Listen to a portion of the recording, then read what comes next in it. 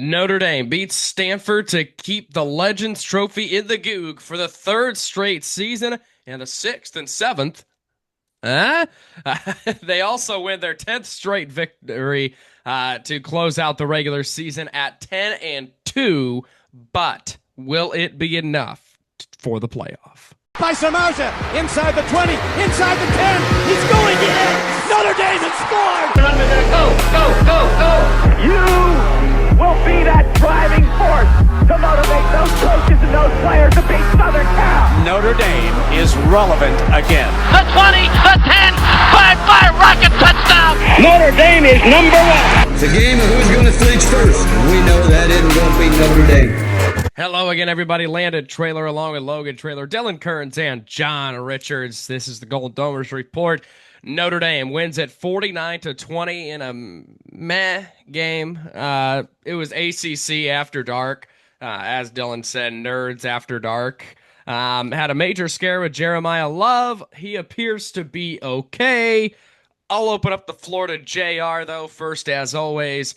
49-20, nothing really special or nothing really stood out in this ball game, in my opinion.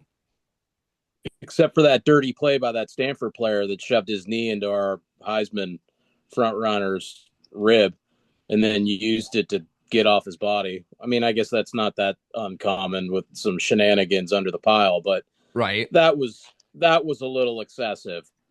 For 2.5, 3 quarters. What do I say? 3 phases, 4 quarters. We got 3 phases for 3 quarters. And, then we decided to go another direction.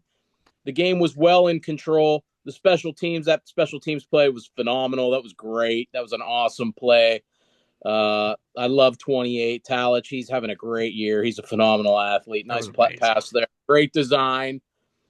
But, before we started our show today, I decided to shoot back to the preview just to double back and check on our predictions. And I had 10-2 with us making the playoffs. Preview, yeah. And here I am. I'm sticking with it. I think it is enough. We've won 10 in a row. We're top, 10, 15 in offense and defensive scoring ratings, whatever you want to call it. We're one of a few teams that can say that. I like where we're at. I think we're in. Here we go. Let's get ready for another run. Probably is true, and we're probably heading on the road, unfortunately. We'll get into that in a little bit, but Logan, a 49-20 victory over Stanford to keep the Legends Trophy. Third win in a row at Stanford.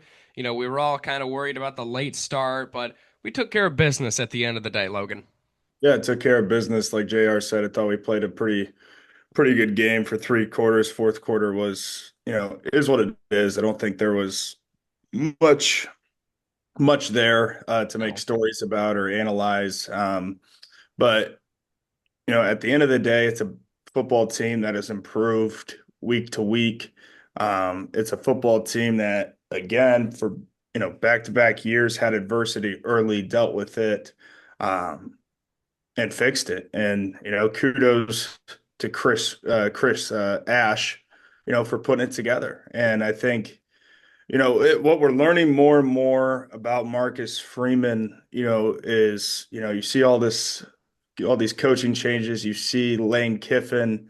We have a damn good football coach, and not only a football coach, but a damn good leader when it comes to this Notre Dame football program. And the fact that he's in charge, I think we're lucky to have him.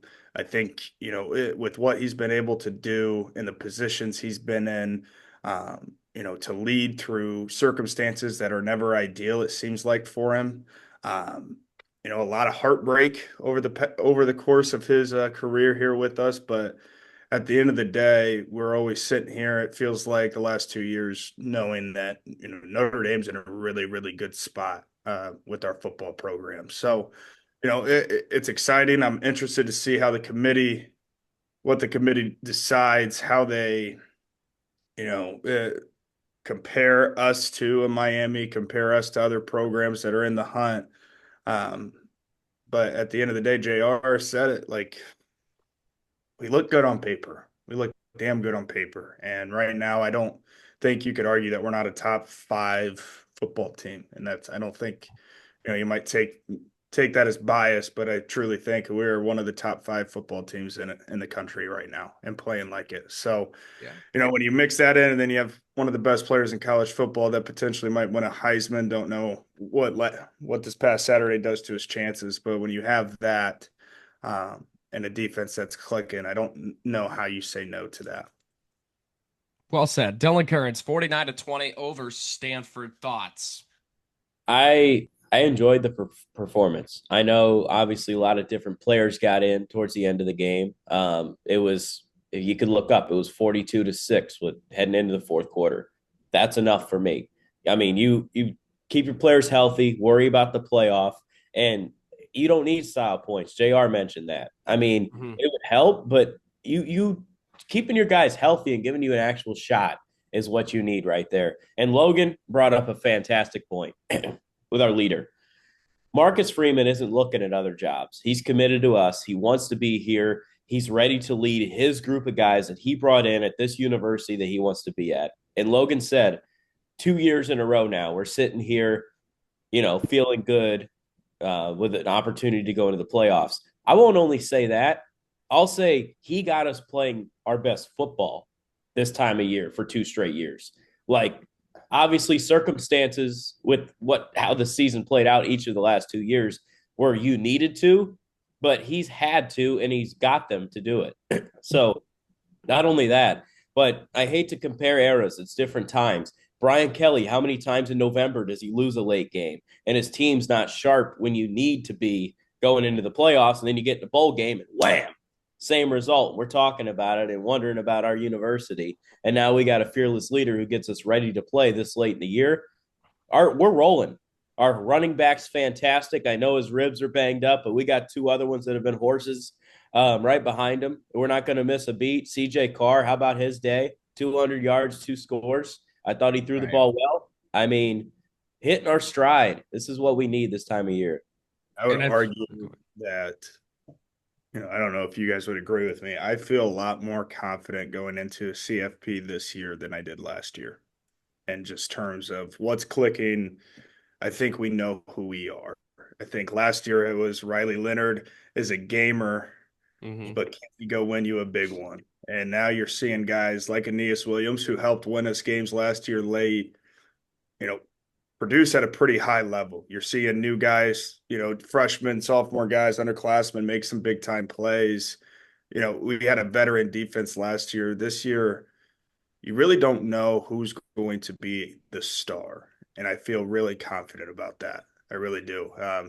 Only difference is I'd like to see what's going to go happen with Jaden Greathouse. But other than that, I feel a little more confident going into this year knowing what we have than last year. Not saying that we're better, just more confident. Interesting. Yeah. To Dylan's point, CJ Carr was 17 of 27 for 205 yards and 2 touchdowns. To all of your points, Aeneas Williams led the team in rushing with 83 yards and 2 touchdowns. Jeremiah Love, of course, 66 yards and a touchdown. I still think he's deserving of the Heisman after watching Mendoza play on Friday. I mean, I think it's pretty obvious who the Heisman should be. That Bandit kid can kick rocks too. Yeah, he's a little arrogant guy. I've got a Pavia take for later. Not a fan of him at all. Over his actions and words. Classless. Price was 15 yards, 1 touchdown. Unfortunately, again, we put Jadarian Price on the back burner, but this kid is special. Let's not discredit that. The highlight of the game, obviously, was the fake punt at the 12-yard line. Josh Burnham, 1 for 1. Give this man the Heisman, man. Over the top to Luke Talich for the touchdown all the way home.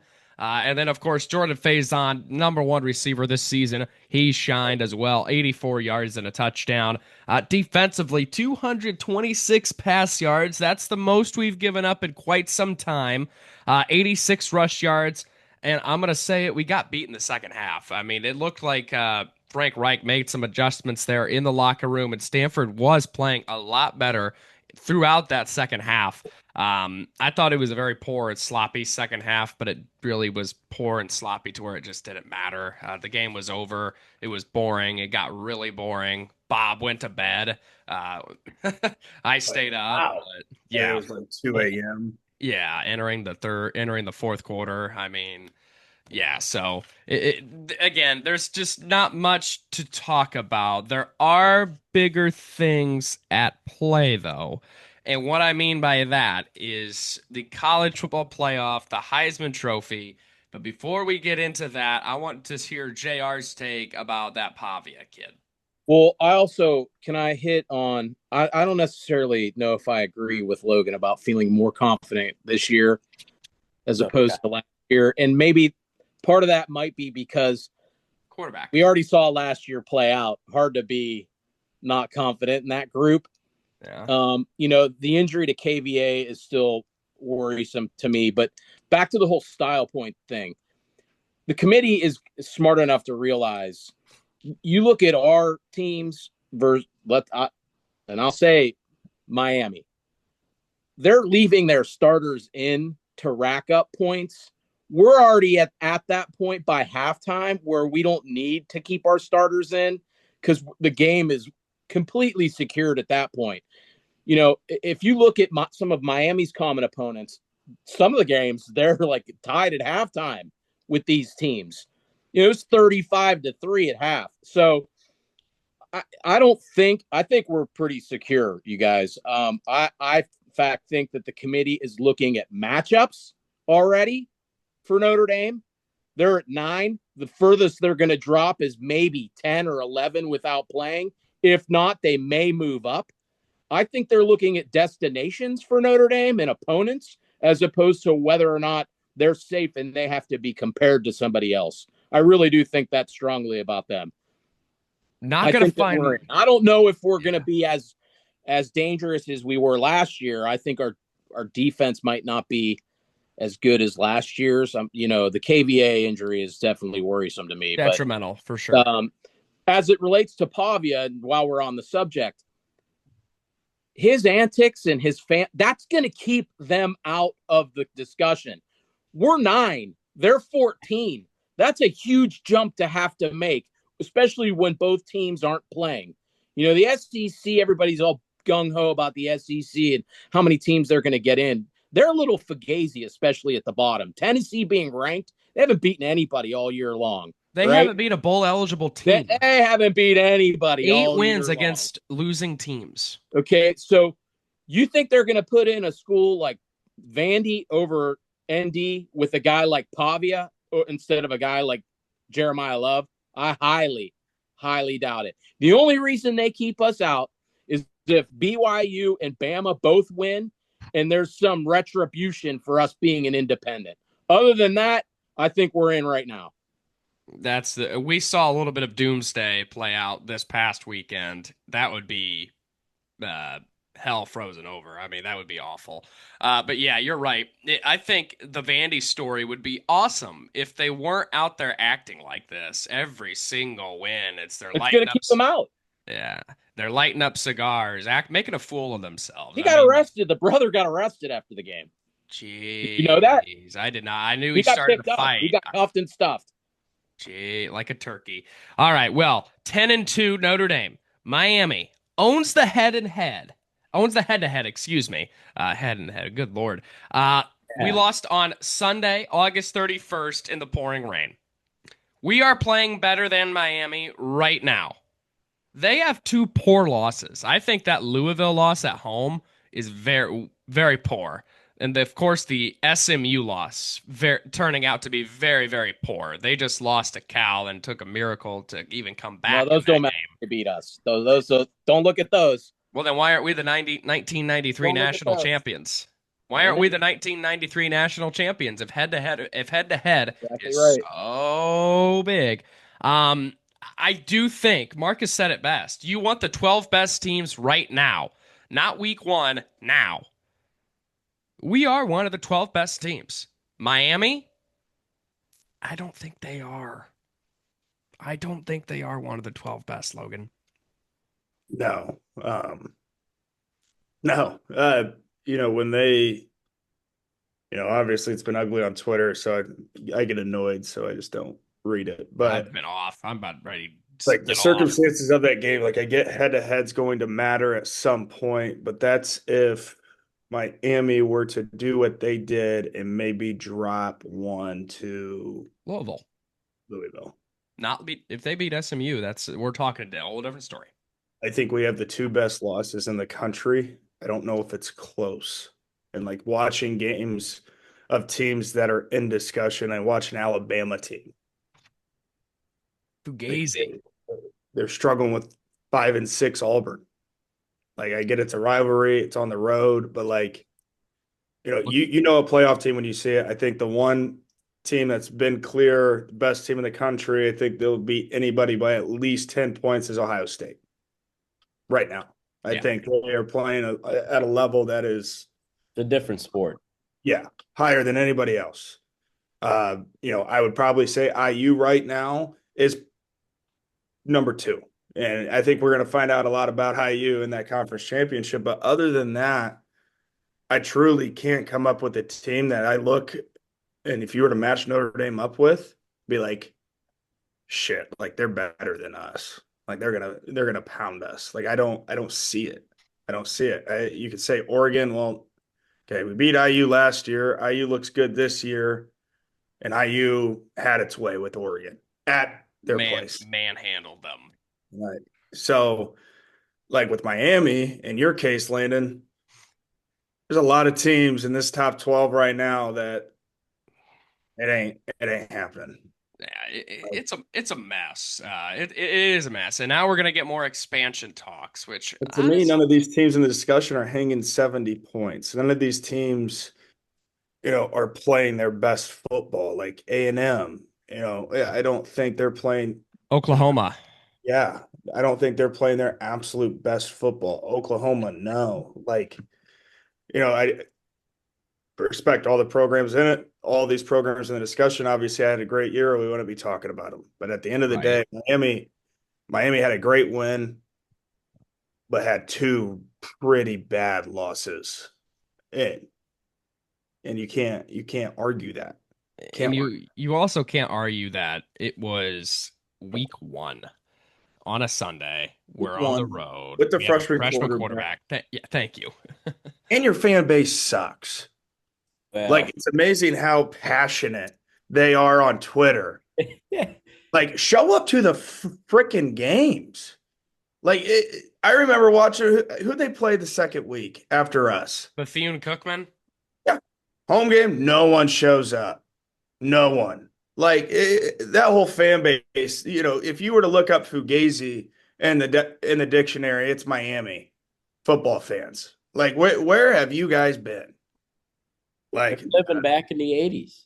I digress. They're living with the rock. Yeah, like Grandpa Earl's in his recliner, not going to the games. Like there's no one's going to those games. No one's passionate other than sitting at home arguing with Notre Dame fans on Twitter. Right. Texas might be more worrisome than Miami, if you're being straight up honest. Man, a 9-3 though, I just don't. Oh, but if you want to get, you think Texas? Who's Miami or Texas? Texas. Thank you. I know what you're saying, but I just don't see a path for Texas at all. Listen, here is what we need. If Bama beats, or here is just some scenarios. If Bama beats Georgia, both Bama and Georgia are in, obviously. That hurts. If Bama loses, they're done. 9-3, or I believe they'll be 10-3, excuse me. They're out. They're done. If BYU beats Texas Tech, they're both in. It gets dicey there. I think, though, a BYU loss and they are out. I think if BYU also loses, Miami is in. I think Miami will steal their spot at whatever. I think they're 11th right now. Miami's sitting at 12. You have the group of 5, which is going to be North Texas or Tulane. I think James Madison got hosed. I mean, they had a great season. The ACC might not even get in. Even if Virginia beats Duke, I don't see a path for Virginia to bump up all the way to that 12 spot or 11 or 10. Isn't it an automatic bid, though? No, not anymore. The group of 5, because they allowed the group of 5. So if Duke even beats Virginia, that's just completely out the door for the ACC. I think Ole Miss is safe despite Lane Kiffin leaving. I think college football is about the players more than the coaches, so I believe that they are fine and safe in their spot. Oklahoma, I think, is safe. However, they should be 9. I think we should be above Oklahoma. The Ohio State Indiana loser, in my opinion, I think gets a bye still. Winner obviously either stays or moves up to 1. Loser goes down to 3, even maybe 4 at the lowest. But the game, I guess it's a little trial run for Indiana and Ohio State. It doesn't really matter in terms of seeding; they're safe. Texas A&M safe, safe. Texas Tech safe. Georgia safe. Oregon safe. Now, I've seen a lot of stuff. The bubble. Here's where things get really, really dicey. Notre Dame, Miami, Alabama, BYU, Vanderbilt, and Texas. Question mark. Question mark on the Texas. Dylan, this is going to be nuts. I mean, a lot is still left to be played, but things are going to get nuts next Sunday. It's funny. We used to sit back and complain about the 14 playoff. Right. Who should get in? Who should not? Who should? We're still doing the same thing.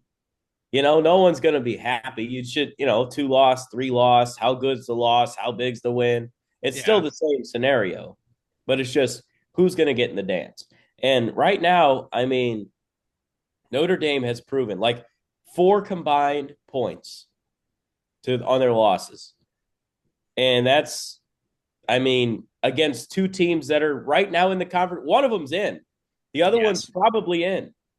So you're telling me you lose to 2 playoff teams before the weather even turns cold to start the year. Your first 2 games, you're still trying to figure out who you are as a program. You lose the first 2 games of your season in September, and it's by a combined 4 points to 2 teams that are still here in the end.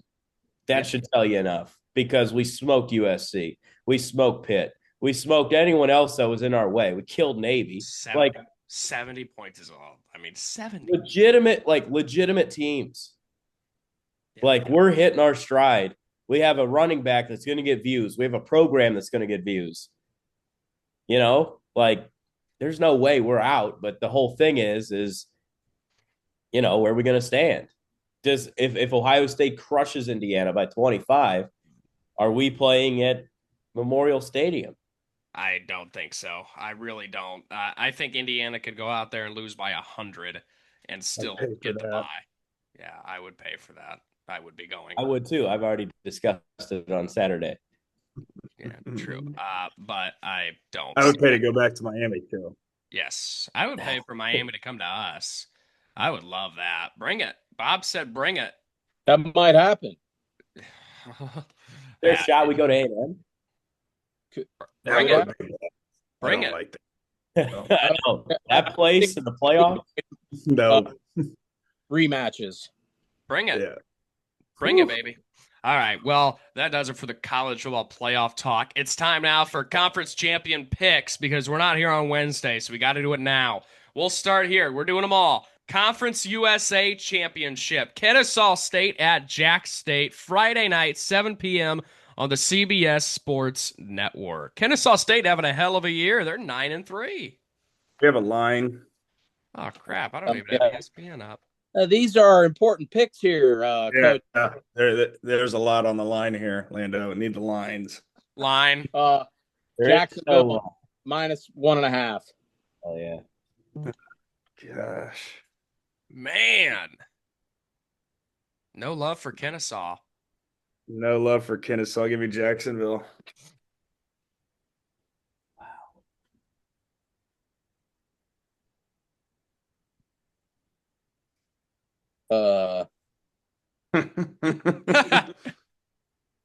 Give me Jacksonville. Wow. Strategic pick. That's a strategic pick. That is a very strategic pick from you two. I was at the casino on a Thursday night in October. We were betting Kennesaw State, and they did very good. So I'm going to go ahead and go with the only team I've witnessed this year, and I'm going to say Kennesaw State wins. I'm going Kennesaw State as well to win the Conference USA. Sun Belt Championship. Troy at James Madison. Friday night, 7 p.m. ESPN. Our boy, Jared Parker, is in a conference championship for the Sun Belt. Little nugget there. But James Madison, everybody. Okay. Okay, The man. the American Championship. North Texas at Tulane. A rematch. Friday night, 8 p.m. on ABC. Winner of the CFP. It's as simple as that. There's not even a line yet, is there? No. I'm looking at UNT 2.5. Yeah, I'm gonna. Oh God, oh, this is a big one. Give me North Texas. Yeah, same. Who won the first game? North Texas. All right, give me Tulane. I'm going Tulane at home in this one as well. Give me the Mean Green. No, Green Wave, excuse me. Green Wave, not the Mean Green. Mean Green's Texas.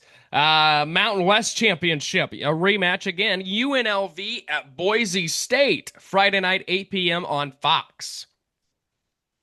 Boise. We don't play anybody. Let's go Boise. Yeah, we'll do that. Give me Boise State. Give me the little boy blue. The Big 12 Championship, BYU versus Texas Tech, 12 p.m. on ABC in Dallas, Texas. Tech. Yeah, I'm going to go Tech too, but I sure hope these two schools don't have some backdoor agreement between each other to try to screw us. Well, last time they played, it was a shutout until the fourth quarter, so we'll see how they adjust, and we'll see if there's some interesting things going on there in Dallas. Jerry's world, you never know. Jerry. Yeah, it's such a home field. Man. Give me the Mormons. That would not be good. That would be very bad. I'm going Texas Tech University. In the MAC Championship, Miami, Ohio versus Western Michigan, 12 p.m. on ESPN in Detroit. Miami of Ohio. Yeah, Red Hawks. Wow, this is very quick answers from you guys. Martin. You guys are just going the same picks. It's interesting. Yeah. Let's go with Western Michigan. I've done it 3 times. The team that's lost is going to win. Yeah. Shout out to Braden Steely, friend of mine, goes to Western Michigan, plays for Western Michigan, going to be playing in this ball game. Give me the Broncos to win the MAC and go to a bowl game. In the SEC, we have Georgia versus Alabama, 4 p.m. on ABC in Atlanta. Run from it, dread it. Destiny always arrives at these two schools. Good Lord. Georgia. Same. Yeah, this another one. You got to pick the team that lost. Georgia. Yeah, I'm going. They get some Hoosier love here. The next pick. I'm going.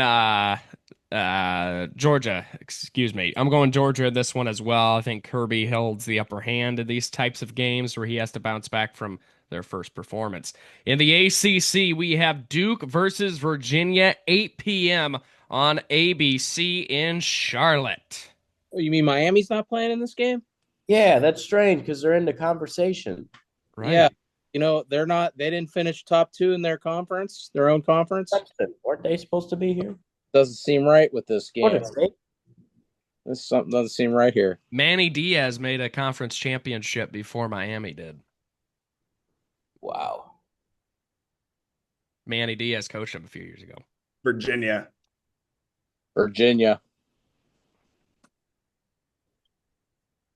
Yeah, Virginia. Just going to have to chalk this one up this week between Logan and JR. I mean, you guys could both lose them all and still hold the same standings. My God, I'm going Virginia. Give me the Wahoos in the Big Ten Championship. Indiana versus Ohio State, 8 p.m. on Fox in Indianapolis. I'm going to show you guys something. Buckeyes. Woo!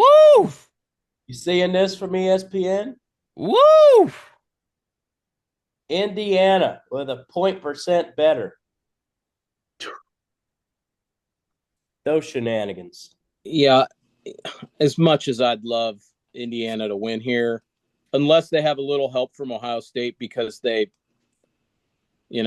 kind of accomplished their goals, so to speak. They beat Michigan. Now they want to win another national championship. Do they get a full? Even with if they play some of their backups, it's going to be difficult with that Ohio State defense. They are really that good. Give me 0 State, regretfully. But I can't wait for the Hoosiers to go up, and they're the barometer. So let's see where we stand with really nothing to lose other than being named the conference champion. It's what's that mean? What's that mean? Like almost like, hey, let's compare ourselves. Let's see where we stand, and we'll keep on, charging after. It's kind of like basketball in the terms of, you play that conference tournament and you get to hold up a banner at the end of the year that you won the Big Ten tournament. Let's go win the big dance. That's what I'm taking away from this Big Ten championship is, all right, let's go play this game. Let's maybe, get some reps in, and then let's get healthy to the big dance. Dylan? Who did Indiana play last week? Purdue. Right. Yes. How big of a blowout was that? You think there was really 56-3, right? Yeah. No stress there. Ohio State went into their rival they haven't beaten 4 years, went max effort on the road in the cold, went all out, used all their energy. They're gassed this week. They got to go to Indianapolis in Indiana, the hometown of a team that probably has never seen this before, to go undefeated in Hoosier football history. It's the spot, boys. Give me the Hoosiers. It would be interesting to see, no doubt about it. That'd be pretty cool. Indiana winning the Big Ten in football. You'd tell me that 3 years ago, I'd probably hit you across the head and call you a dumbass. I'm going with Ohio State, though. I think they're unfortunately the better team, better talent. Not the better coach, though. I'll tell you that much right now. It'll be interesting. I think place is going to be rocking because Indiana basketball plays at like 3 p.m., I think, across the road there at Bankers Life. Not Bankers Life, good Lord. Gamebridge. They're gonna make their way back over to Lucas Oil. Place is going to be rocking for sure, but also Ohio State fans travel very well. I mean, just look how they took over Michigan Stadium. They had a really good presence at ours, so place is going to be rocking for both sides. Give me the Buckeyes. That being said, no Wednesday show this week, folks. There is nothing to preview. However, we are back next Monday to recap and give our live reactions to the college football playoff. I do it Sunday, but the Bears play the Packers, and I will have a few adult beverages, so I will not be able to have a live reaction to the college football playoff on camera. Don't think that's best for anybody there.